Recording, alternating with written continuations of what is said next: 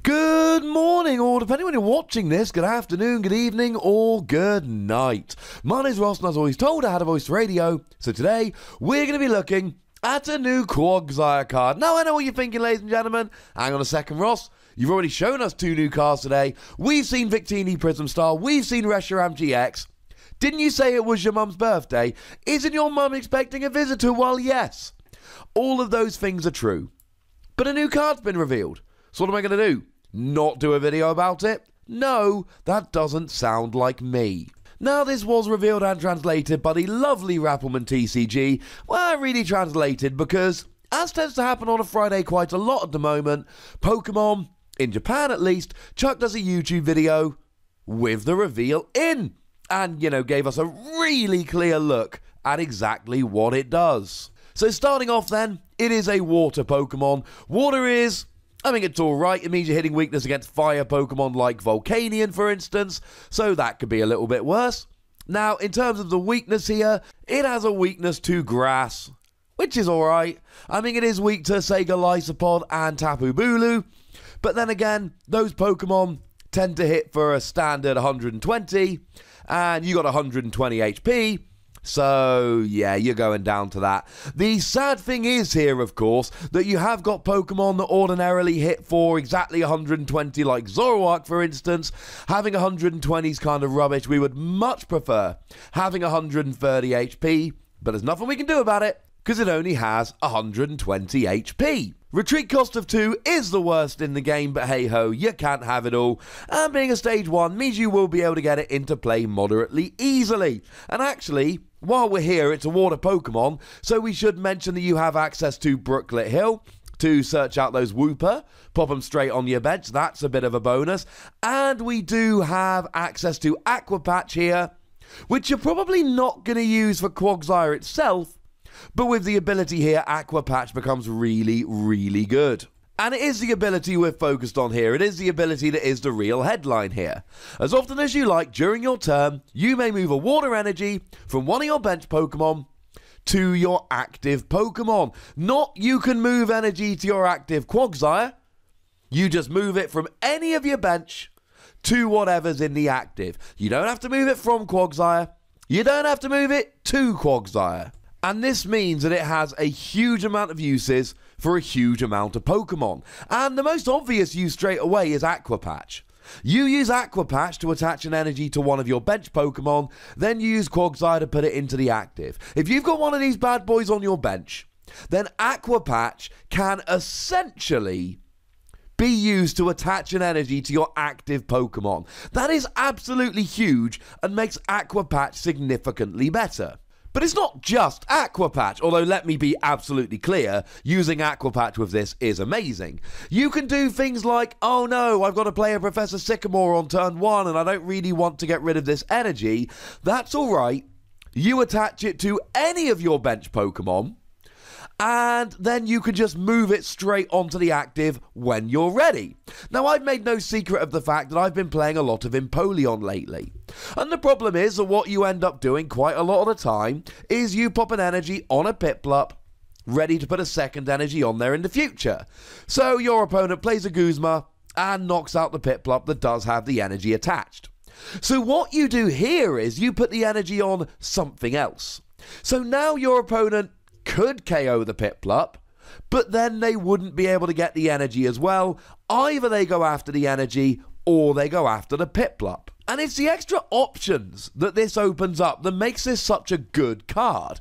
You can pop your energy wherever you like and move it on later. You can attach your energy now and then move it on up into the active when you're ready. You can pop a Pokemon in the active and then move the energy on if you get the evolution you're looking for, but not waste the energy attachment if you don't. Sometimes you don't get that Empoleon, so you pop a Piplup in the active. If you evolve to Empoleon, move one energy, attach a second. If you don't, that's fine.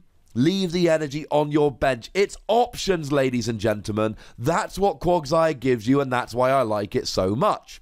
And while we're here, the translation we have from the lovely David Hockman is water energy, not basic water energy. That means that something like a rainbow energy or a counter energy as long as you're behind on prizes, or a super boost energy, as long as it's attached to a stage 2, would be able to be moved to the active using Quagsire here, and that is absolutely brilliant. And of course, if we ever get another one of those Blastoise cards that allows us to attach as many energy as we like during our turn, it means that you can just attach energy whenever you feel like it. Although I should mention there was a Feraligatr that did a similar thing not too long ago.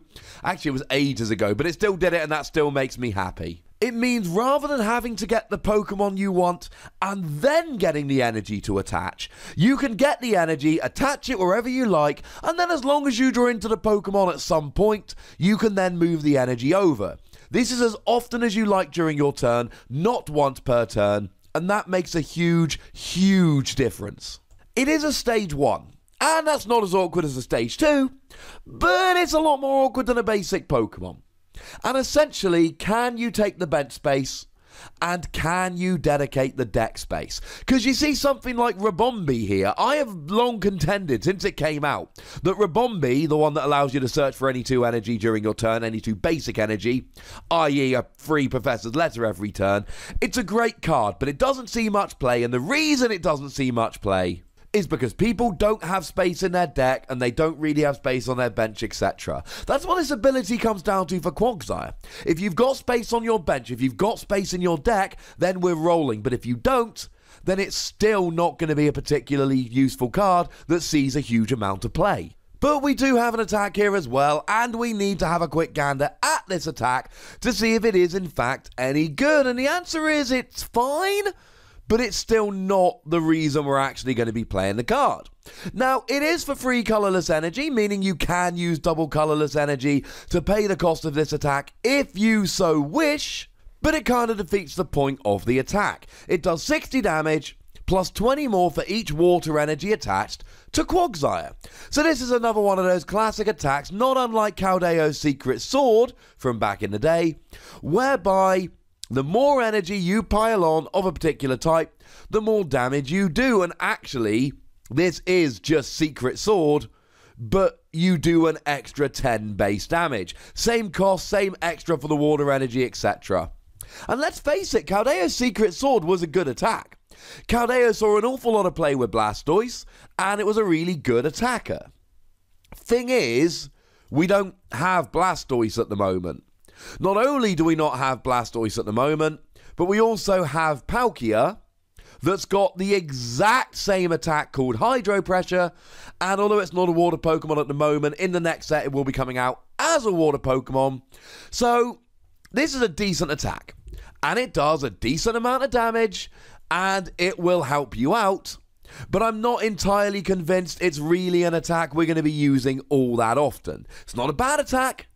The attack has its uses, and, you know, it adds up quite quickly. I mean, you put 2 water energy on here and 1 other, you're doing 100 damage, doubled to 200 with weakness will get a 1-hit KO on a Volcanion. Although, interestingly enough, if you just whack a Choice Band on Quagsire here, you will actually be getting a 1-hit KO even if you've only got colourless energy on there. So I suppose if you're hitting for weakness, this could actually be a decent water-type attacker that attacks for colourless energy. But let's face it, this is not the reason to play this card. This is not the headline when we are talking about this particular card. No, ladies and gentlemen, it's all about the ability. And the ability is great.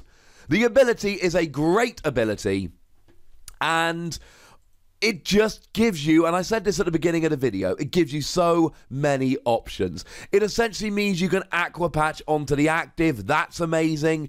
It means you can be a little bit more blasé in terms of where you attach your energy, knowing that you've got the safety valve of moving it around with Quagsire later on. And if we ever get anything like a Blastoise in future, then having something like this really does take away the I must get the Pokemon before I get the energy element of it, which was sometimes an issue in old Caldeo decks. You would sometimes get the energy when you didn't have the Caldeo, then you'd get the Caldeo, but you no longer had the energy. Not an issue when you've got Quagsire. It really does come back to, do you have the space in your deck? And do you have the space on your bench? Because if the answer to both of those questions is yes, then this is a really good ability that absolutely should be tacked into a bunch of water decks. I am going to be giving this between 3 and 4 Wassies. We don't give half Wassies, that would be barbaric. Good ability, overall good card, but I just feel like there's too many times where people are going to go, oh, I'd love to play this in my deck, but... or I can't quite find the space in my deck because, and that is really going to hurt the playability of this.